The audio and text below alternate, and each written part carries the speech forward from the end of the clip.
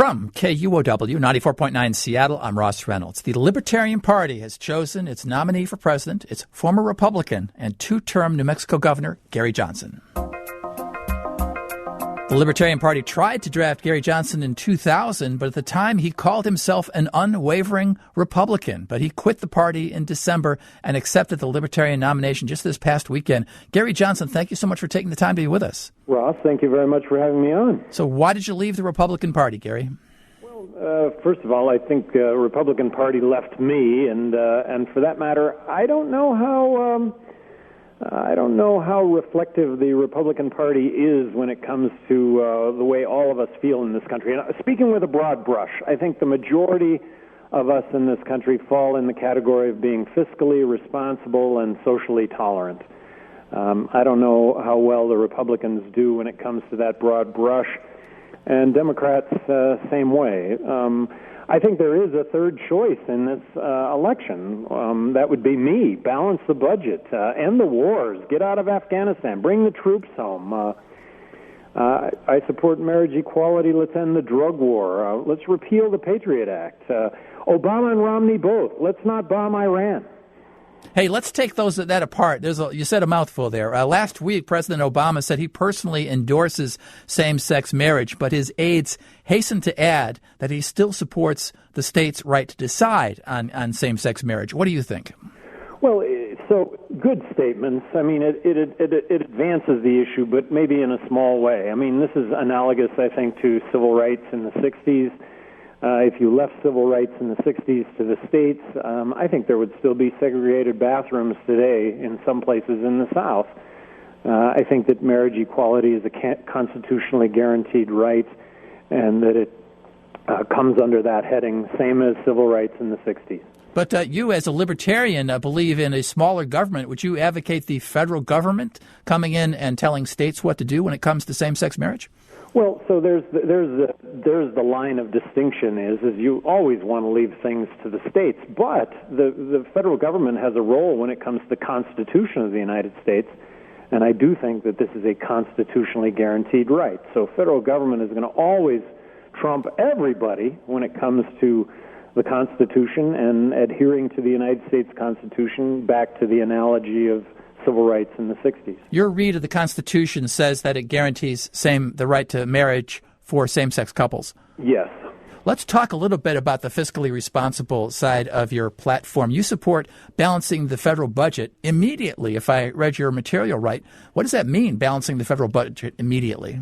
Well, I'm promising to submit a balanced budget to Congress in the year 2013. Now, I can't balance the budget because Congress is going to have to balance the budget, but I'm going to submit that document, and that's a $1.4 trillion reduction in what we're currently spending, believing that if we don't do this, we're going to find ourselves with a collapsed government, that we're going to find ourselves in a monetary collapse. And a monetary collapse, very simply, is when the dollars that we have don't buy a thing because of the ensuing inflation that goes along with all of that. Gary Johnson, if you balance the budget immediately, where does that leave recipients of Medicare, the federal health program for seniors who might have trouble affording their own health care? Well, I oversaw the reform of Medicaid in the state of New Mexico, health care to the poor. We took it from a fee-for-service model to a managed care model. We saved hundreds of millions of dollars, and we set up better health care networks. At that time, I believe if the federal government would have block granted the state of New Mexico 43% less money and let me oversee the delivery of health care to those to the poor, Medicaid, that I could have effectively done that. I think we need that same model when it comes to Medicare, that if we have 50 states working on this, no strings, no mandates from the federal government, I'm going to suggest to you that we figure out a way to deliver health care to the poor and those over 65, and that we do it in a way that we're not borrowing money to do that. My guest is Gary Johnson. He's the former governor of New Mexico and the Libertarian Party candidate for president. Gary Johnson, are we going to see your name on the ballot this fall? Well, you're going to see my name on the ballot in all 50 states, which is going to be really significant. There will be only 3 candidates, I think, that can lay claim to that. And given the fact that 80% of Americans right now are saying they would consider voting for a third-party candidate, it's not voting so much for a third-party candidate. It's just listening to what the third-party candidate has to say. I think the country's in deep trouble, and that we need to fix it, and we need to fix it now. One of your big ideas is tax reform. There's this Fair Tax Act. It would repeal the income tax, payroll taxes, and estate and gift taxes. It would repeal all of them. Why would you do that, and what would replace them? Well, what would replace them would be one federal consumption tax, and it is called the fair tax.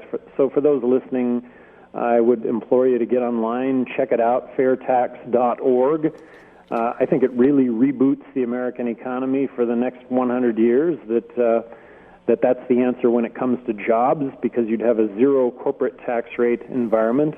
That's the answer when it comes to our exports to China, arguably making them 23% more competitive. Now, one way of looking at a tax system is if tax fairness is whether it's progressive or regressive. If it's progressive, people earning the least pay a lower percentage of their income in taxes than people earning the most. How does the Fair Tax Act perform in that regard? Is it a progressive tax setup? Well, one of the just criticisms of a consumption tax is that it's regressive. The less money you make, there's a certain amount of essentials that you have to buy, and so theoretically you're hit harder. So the way that the fair tax addresses the regressive nature of a consumption tax is that it issues a prebate check of $200 a month to everyone in the country. So you and I each get a check for $2,400 a year from the federal government, which allows you and I and everybody to pay the fair tax up to the point of the poverty level. That is how the fair tax escapes the just criticism of a consumption tax being regressive. Former New Mexico Governor Gary Johnson is my guest. He was governor there from 1995 to 2003. Maybe you've got a question for him and the Libertarian platform, 206-543-5869. That's 206-543-KUOW. I was looking at that platform, Gary Johnson, and I noticed item 1.6, self-defense. We oppose all laws at any level of government requiring registration of or restricting the ownership, manufacture, and transfer or sale of firearms or ammunition. So you think there should be no laws at all at any level of government on owning a gun? Well, this is a constitutionally guaranteed right, Second Amendment. So back to federal government's role is to administer the Constitution of the United States, that governance occur with strict adherence to the Constitution. Okay, so mentally ill person with violent tendencies, you're okay with them walking into a store and buying a gun? That's all right with you? No, that would not be okay with me at all. When the government have to step in and do something to restrict the ownership of guns to do that, which your own platform says you wouldn't do. Well, if that's the way you're reading my platform, then that's a mistake with regard to reading the platform. Because no, you certainly don't want felons, and you don't want convicted felons, and you don't want mentally ill individuals being able to have firearms. I wouldn't think so, but I'm reading from the Libertarian platform, and it says we oppose all laws restricting ownership or sale of firearms and ammunition. That sounds pretty clear to me. And you're saying that you don't agree with that? There should be some rules regarding felons and mentally ill people? If that's the Libertarian platform, and that would allow sales of guns to mentally ill or to convicted felons, let's say, then no, I would be opposed to the Libertarian platform if that's in fact what the Libertarian platform is saying. I'm reading it off the website of the Libertarian Party. So you, the Libertarian candidate for president, is disavowing some of your own platform. Well, if you're drawing those two layers of distinction, a mentally ill individual being able to own a firearm, then yes, I am. Gary Johnson is my guest. We're at 206-543-5869. He's going to be on the ballot as the Libertarian candidate for president. Now, one thing that a lot of people know about you, Gary Johnson, is your advocacy for legalizing marijuana. Explain that a little bit further. How would you do that? Well, I do think that this is a 50-state phenomenon, and I put that along the same lines as alcohol. We have 50 different ways in which we regulate, control the sales of alcohol. I do believe that this country has reached the tipping point when it comes to marijuana, legalizing marijuana. And I believe that we should tax it, we should regulate it, we should control it. It's on the ballot in Colorado this November to regulate marijuana like alcohol. I don't know why we haven't learned the lessons that Prohibition should have taught us, and that is that so much of the problems associated with in this case, alcohol, or in this case, marijuana or hard drugs, I'm going to advocate that 90% of the drug problem is prohibition-related, not use-related, and that's not to discount the problems with use and abuse, but that ought to be the focus. It's never going to be legal to smoke pot, become impaired, get behind the wheel of a car. But the fact that half of law enforcement deals with drugs, the fact that the courts are clogged because of drug cases, and the fact that we have 2.3 million people behind bars in this country, the majority category, the biggest category being nonviolent drug crime. Now, of course, we have a measure like that here in Washington State, too, that would legalize and regulate marijuana sales for all adults, not just medical marijuana. And you mentioned the issue of driving. That's become a sticking point here. Many pro-legalization people are against this pro-legalization measure because part of it is that it imposes a level of THC in your system. If you rose above that, you would be arrested and charged with DUI. It's become a really hot part of the debate here among pro-legalization people. Do you think there should be some kind of a set level above which you would get arrested and charged with a DUI? The folks who oppose setting this level say this is going to be a disaster for medical marijuana patients who might blow over this level and be subject to a constant arrest. Well, what you're pointing out that's happening in Washington is a very, very important issue, and that when it comes to marijuana, what we need to recognize is that the test that's being advocated in the Washington State Initiative does not test for impairment; it just tests for the presence of marijuana. Right. So it's not fair, and it could lead to more imprisonment than less.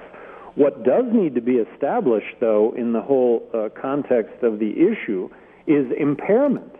That'll be interesting to see studies that determine impairment, but that's what needs to be established, and it will never be legal to become impaired and get behind the wheel of a car. Problem with Washington, you're going to administer a test that's going to have nothing to do with impairment, just the presence of the substance. So just to be clear then, Gary Johnson, you're telling me that you would oppose the I-502 here to legalize marijuana because it includes that precise amount of THC in the system, which would make you qualify for a DUI? No, I'm taking the opposite stand. I've actually weighed in support of the measure and then believe that fix that caveat down the road as opposed to fix it first and then vote on it. You know, our former Seattle Police Chief Norm Stamper says we should legalize all drugs. He's been in the studio here saying legalize everything. Would you go that far? Well, first of all, I think it's important to understand that where drugs have effectively been decriminalized, which is Holland, and where drugs have been decriminalized, which is Portugal, each country has 60% of drug use is that of the United States. That's on a per capita basis, but that's marijuana, that's hard drugs, and that's kids, and that's adults.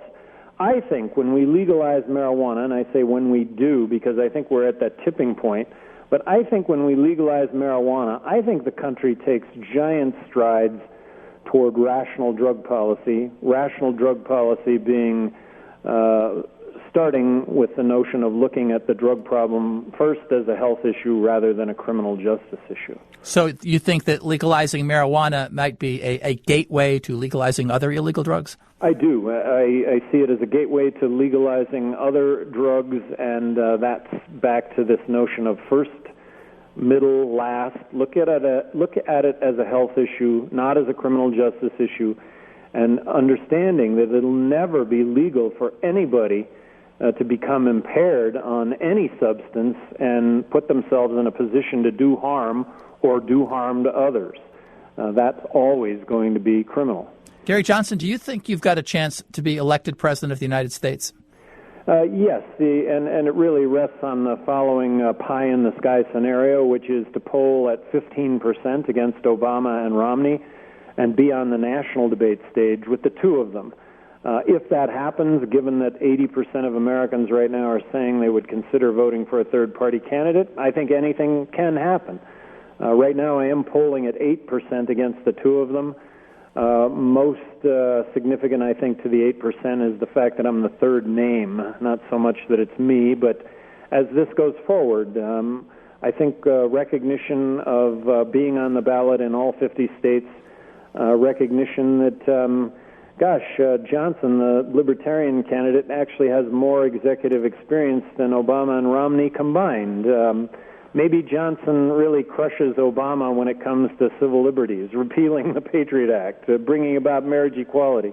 Maybe when people realize that I crush Romney when it comes to dollars and cents, that libertarians might be embracing the best of both worlds, which is civil liberties side of our lives and doing it in the context of a balanced budget, lest we not have a government at all. This is apt to be a pretty close presidential race. And as you mentioned, you're an economic conservative, you're a social liberal. Depending on how you look at it, you could be seeing as drawing more votes from Obama or from Romney. What do you think? Well, I've always thought it would be equal from both sides, and then from a group, independents in the middle that wouldn't ordinarily vote. The only place that's been put to the test, which is New Mexico, where they polled Obama, Romney, and Johnson. I actually pulled a few more points from Obama than Romney.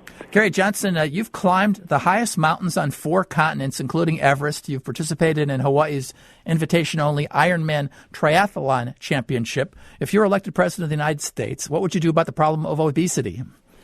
Well, I think obesity really has to do with education, the notion of what is it that we're eating and how many calories do we consume, what's the makeup of those calories, and then the exercise that goes along with that. So I think I may have set a great example here in New Mexico. This is totally off the wall, but I saw something the other day that New Mexico is the thinnest state out of 50 states. Maybe I've had something to do with that. Are you taking credit for that, Gary?